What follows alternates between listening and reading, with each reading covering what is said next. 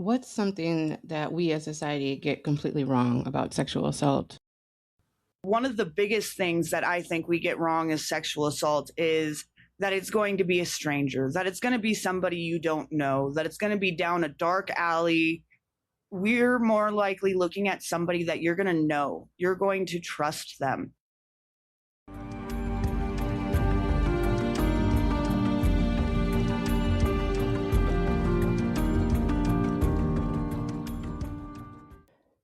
This is another episode of From Dirt We Grow.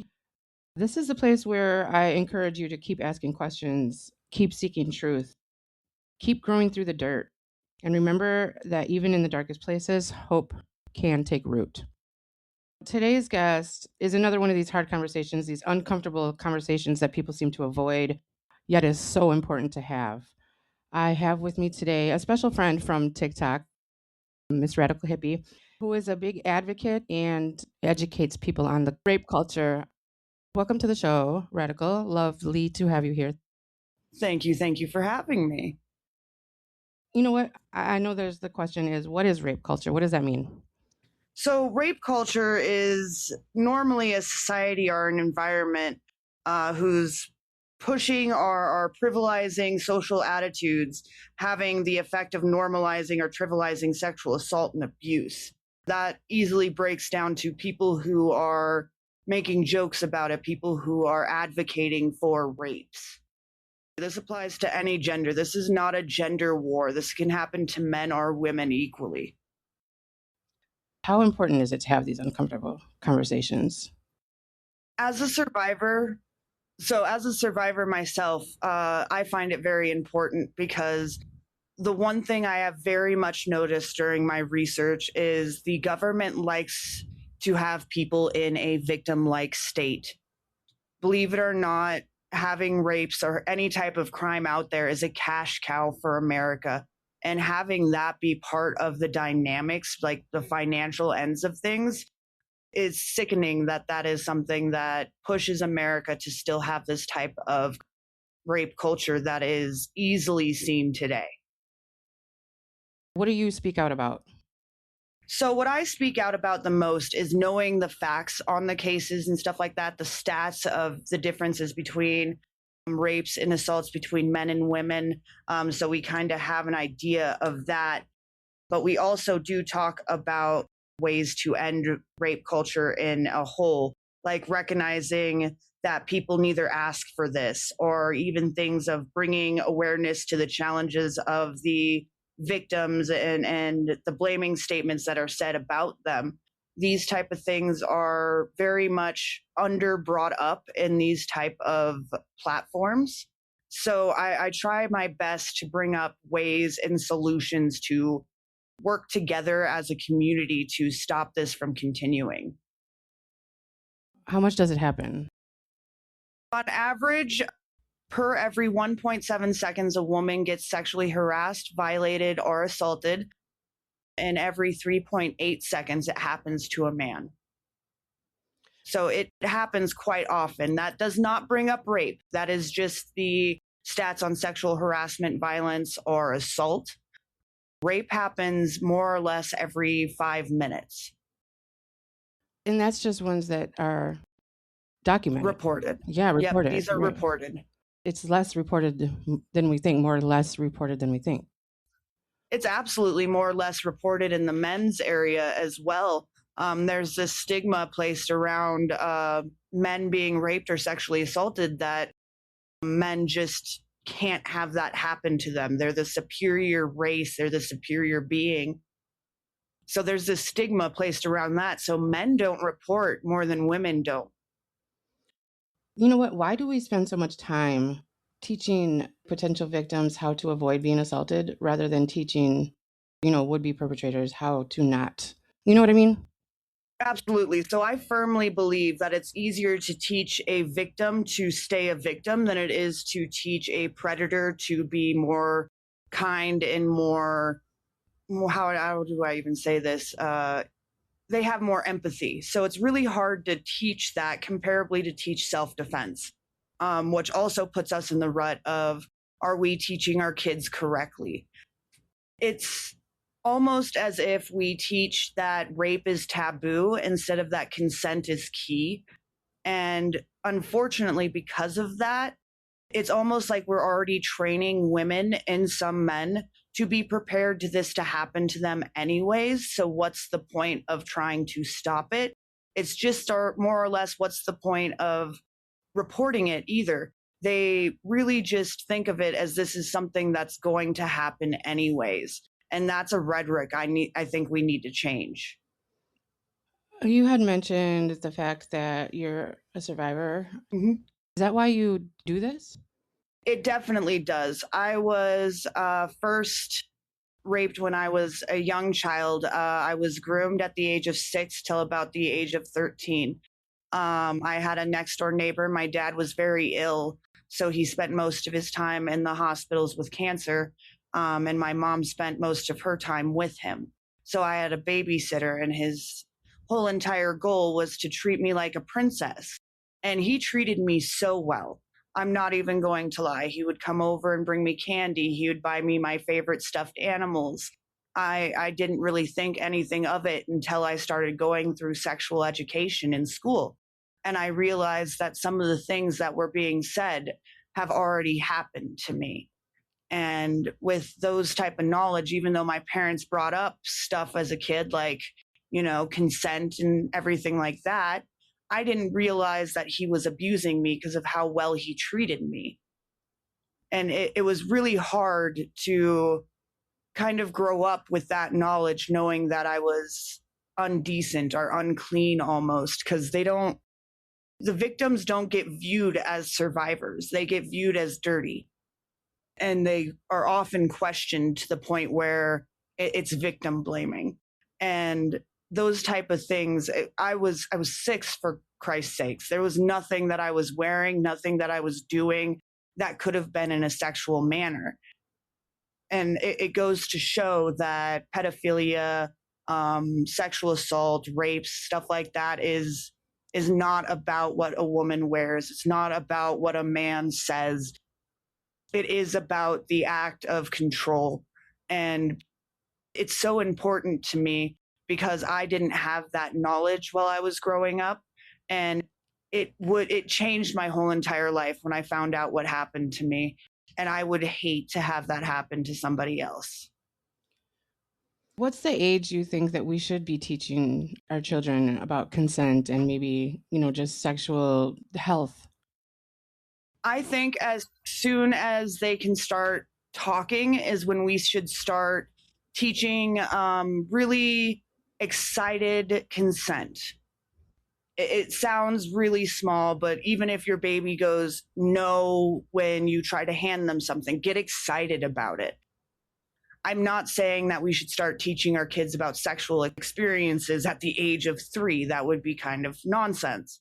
But as soon as your child starts to understand their body, they should start learning about what rights they have. Um, I would say anywhere from the ages of 6 to 9 would be a good time to start teaching about the rape culture in very kid friendly like language. It's not impossible to do that. We don't have to talk about sex. We can just talk about your personal space, your bubbles, being able to say no is okay. Things like that are really big. And I know it sounds crazy to start teaching that at such a young age, but instead of facing, I think, the actual problem, we just keep putting the band aid at teaching our kids at younger and younger ages. And that's just unfortunately the way that we've been fighting this public problem. I think it's something that we don't even think about as parents to teach sometimes. And I think that it's not because it's not important, but because there's just so much that we're trying to instill into our children and not that much time of the day or that many opportunities to have Mm-hmm. these conversations. For the sake of not kind of demonizing men Mm-hmm. alone, how do we talk about the male accountability, which is the majority, without turning the conversation into all men are dangerous? So, what I've been really liking to utilize in almost every single one of my lives is I'm sure we've all heard that it's all men until it's no men. I've actually changed that statement to it's not all men, but it is all women. And for some reason, that really does hit men differently when they hear that, because it kind of lets them know that one, they're not doing their job to protect us. Two, they're not even doing their jobs to protect themselves. A good way to realize that this isn't just a gender war, even though we are primarily looking at men being the main perpetrator here. It's very sad to say that the stats for men are pushed down to the point where it's supposed to make men look like the monster. Believe it or not, 43% of men do experience some sort of sexual harassment, sexual assault, or sexual violence. This is just reported. 23% of men do experience rape. So those numbers are still very high for the amount of reportings that are not happening. We shouldn't just constantly go for the fact that men can be the problem. Even in DV situations, the LGBTQ lesbians do take the highest rank in having DV interactions with police officers. So this is not just gender based. Women are very good at being predators. And unfortunately, just like evolution, the more that this happens, the more likely women will become better predators. We're evolving. We're learning how to do what they do to protect ourselves. And a lot of women utilize their control, their position of power. Women that are CEOs, women that are teachers are utilizing the same tactics that men use on their male counterparts. Do you feel like that may be due to the fact that women are they're tired of being the victim? Oh, absolutely. Not only are they tired of being victims, but they're tired of being victims when they aren't already. Because of the stats the way they are, women are kind of viewed as damaged goods already. We're utilizing that because we're fed up with how we've been treated. So it's not something as far fetched as we think it is that women can be predators. The prevalence in Hollywood and this elite world. It is huge in the elite world. Actually, it is almost devastating how much of this happens in the elite world. I actually did a whole entire segment of just people who were part of the one percenters, including some politicians that are on the sex offender list. And unfortunately, it does kind of seem like they sit in a bracket where they're pedophiles and not just regular rapists. So I'm not sure if you know this, but there's three type of philes you can be. You can be a nymphophile, a pedophile, or a hebephile. A nymphophile is normally attracted to ages 0 to 4. A pedophile is normally attracted to 3 to 11. And a hepaphile is normally attracted to 10 to 14. The only reason it cuts off at 14 is because we do have states still in America that have laws that you can marry a 14-year-old. So that's the reason why there's a 14-year-old cutoff. A lot of these cases seem to be of grooming like behaviors. They had enough money, they had enough fame to think that they would be safe doing these type of actions and being able to pay out the younger people. They've kind of used their ignorance against them. And it's happened in so many different cases, all the way from Harvey Weinstein to Bill Cosby to Jeffrey Epstein. We can go all the way to Donald Trump if we have to. These type of things are very noticeable that the one percenters do fit into the genre of pedophile. I did want to emphasize, though, that this is not just an Epstein. This isn't just a Trump. This isn't just a red or blue situation. We even have situations where Tom Waltz pardoned a sexual criminal who sexually assaulted a 10-year-old. He's been convicted for repetitively sexually assaulting a 10-year-old girl, and he was convicted in June 2006. So he's been in jail for that long. And Tim Walz decided that it was okay to pardon him to try to get him out of the country.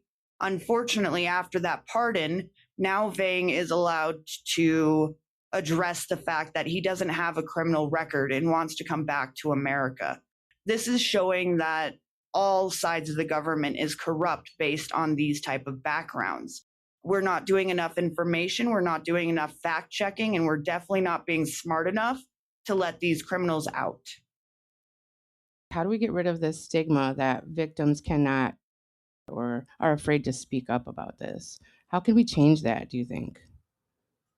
I would start by completely replacing the word taboo.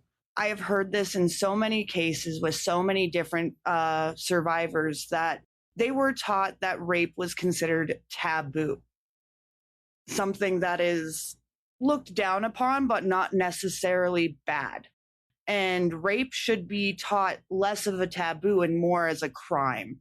It's not something that is like, oh, look at me, I got a nose piercing. That's taboo. Taboo shouldn't be something that actually has a legal limitation on it. And unfortunately, I've heard a lot, and I mean a lot of cases where they've just been taught the word taboo and they went with it. Teaching the words like taboo or even things such as this normally happens, our stats normally say that like 83% of women will be raped. Those type of stats aren't necessarily the rhetoric we need to push in a younger generation. Those are the stats that we need to be telling the adults. Replacing that word with taboo with absolute words like rape is illegal, rape is bad, rape is disgusting, and instead of using soft terminology. And I'm also thinking that if we stop saying I was raped, as the survivor themselves taking accountability, saying I was raped, saying like something along the lines of he raped me, putting it into the other person's shoes, like the perpetrator's Mm, shoes. place it on the other person. That makes sense. That totally makes sense. Absolutely. And it's just simple verbiage like that that I think that can really make a difference. Is there anything else that you need people to know that you want people to hear about? Definitely that, again, I want to reiterate this as much as possible. This is not a gender war. This is happening to the point where it's escalating in men, it's escalating in women, it's escalating in war tactics. Like we're utilizing currently in the administration rape to advance ourselves in war. We're tied with Israel that is blacklisted for their rapes on the Fatillas. And we are very much sided with that. And knowing that that's the side that we as Americans are on means that we need to be more cautious as people, not as genders. This is going to get larger before it gets smaller. Silence doesn't change the culture. The conversations Mm-hmm. do. I mean, we can't change what we refuse to acknowledge. And we also cannot teach respect while making excuses for disrespect. Correct. I mean, thank you so much for being here. As a whole, it's society. This is our accountability to take. Thank you so much for everybody for listening. Please make sure you share this out. The message is so important. It's another one of these uncomfortable conversations that, we don't even care anymore that they're or at all Mm-hmm. that they're uncomfortable. Like they need to be had. We will see you next week right here on From Dirt We Grow.